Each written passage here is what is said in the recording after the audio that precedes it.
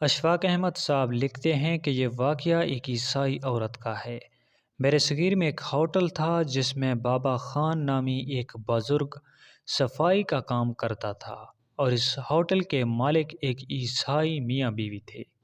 بابا خان 80 سال کی عمر کے بوڑھے آدمی تھے۔ ان کا ایک بیٹا تھا، ایک بہو اور ایک پوتا تھا، لیکن اس کا بیٹا بیمار رہتا تھا۔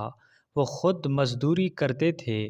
ایک دن ہوٹل کی مالکن کے پاس گئے اور کہنے لگے، میڈم صاحبہ مجھے کچھ دن چھٹی چاہیے۔ تو میں نے کہا خیریت ہے؟ کہنے لگا، میڈم میرا بیٹا فوت ہو گیا ہے۔ میں اس وقت کچھ لکھ رہی تھی، میرے ہاتھ سے قلم گر گیا۔ میں نے خود گاڑی بھیجی، بابا جی گاؤں چلے گئے جہاں وہ رہتے تھے۔ یہ عیسائی عورت کہتی ہے، 2-3 دن کے بعد میں اور میرا شوہر بابا خان کے گاؤں گئے۔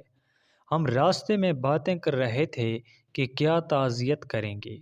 ایک ہی بیٹا تھا اور کوئی رشتہ دار بھی نہیں۔ اس کی تو کل کائنات اجڑ گئی۔ جب ہم گئے تو وہ ٹوٹی پھوٹی چٹائی پر بیٹھا تھا۔ کچھ لوگ قریب تھے۔ ہم نے ذاکر بابا سے کہا، آپ مسلمان ہیں، ہم آپ کو کیا نصیحت کریں؟ ایک ہی تو بیٹا تھا، کس طرح ہم آپ کو تسلی دے سکتے ہیں؟ اس نے آنکھیں کھول لی۔ بوڑھی آنکھوں میں ایمان کی روشنی تھی۔ کہنے لگے، بی بی کیا تعزیت کی بات کرتے ہو؟ میں نے کوئی پیسے جمع کرا کے بیٹا پیدا نہیں کیا تھا، خدا نے فضل سے دیا تھا، عدل سے لیا ہے۔ میں اپنے رب کے فیصلے سے بڑا راضی ہوں۔ اللہ اکبر۔ وہ خاتون کہتی ہے کہ میں نے بابا جی سے کہا کہ چلو 1 مہینے کی چھٹی کر لو، تو کہنے لگا کہ نہیں، میں مسلمان ہوں، محنت کی روٹی کھاتا ہوں، میں انشاءاللہ 2-3 دن کے بعد واپس آ جاؤں گا۔ کہتی ہے وہ چند دن کے بعد آ گیا۔ اللہ کی قدرت کے ابھی 2-3 دن ماہ گزرے تھے کہ پھر آ گیا۔ کہنے لگا، میڈم چھٹی چاہیے کچھ دنوں کے لیے۔ میں نے کہا خیریت ہے؟ کہنے لگا، وہ میری بہو بھی فوت ہو گئی ہے، ہارٹ اٹیک سے۔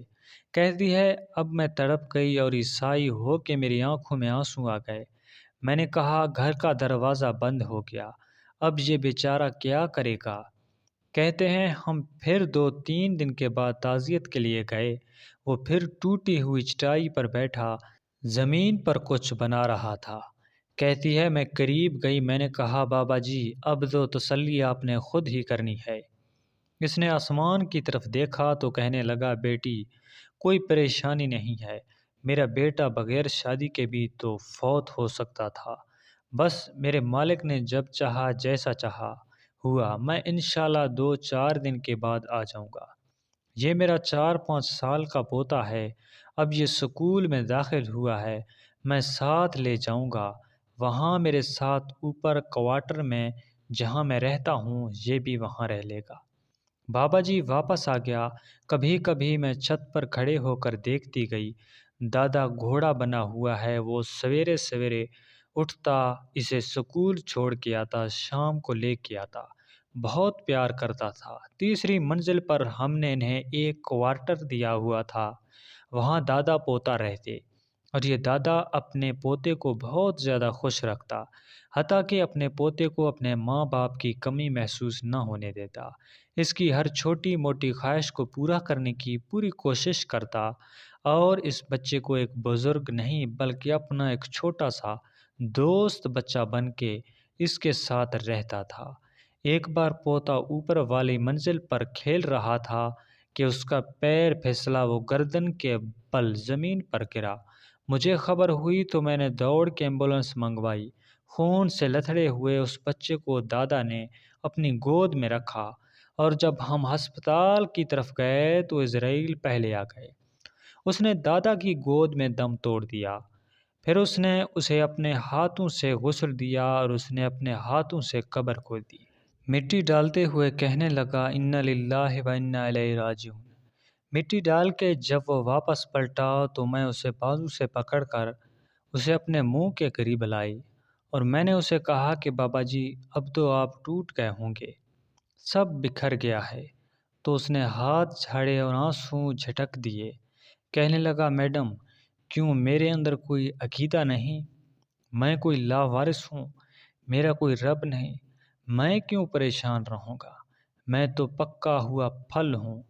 تھوڑے دن گزرنے کے بعد میں بھی قبر میں جاؤں گا، اور جب جنت میں جاؤں گا تو اللہ تعالیٰ میرے بیٹے سے بھی ملاقات کرائے گا، میرے پوتے سے بھی ملاقات کرائے گا۔ میں اپنے رب کی رضا پر بڑا راضی ہوں۔ وہ خاتون کہتی ہے، میرا اور میرے شوہر کا کلیجہ پھٹنے لگا۔ میں نے کہا، بابا یہ جذبہ کہاں سے ملتا ہے؟ یہ سکون کہاں سے آتا ہے؟ کہنے لگے، تم نے یہ سکون لینا ہے؟ میں نے کہا، ہاں، کون نہیں چاہے گا کہ دنیا اور آخرت دونوں میں سکون ہی سکون۔ تو بابا خان کہنے لگا، آپ لوگ بھی میرے نبی صلی اللہ علیہ وسلم کا کلمہ پڑھ لو، اللہ تجھے سکون عطا کرے گا۔ تو کہا جاتا ہے کہ اس عورت، اس مرد شوہر نے بھی کلمہ پڑھ لیا اور پکے سچے مسلمان ہو گئے، اور اپنی باقی کی زندگی دائرہ اسلام میں رہ کر اللہ اور محمد صلی اللہ علیہ وسلم کے بتائے ہوئے طور طریقے پر گزاری، اور حتیٰ کہ ان کی آنے والی نسل بھی مسلمان رہی، اور وہاں کی مسجد میں ان کے بچے امامت کرتے رہے۔ یہ تھی ایک مسلمان کی شان۔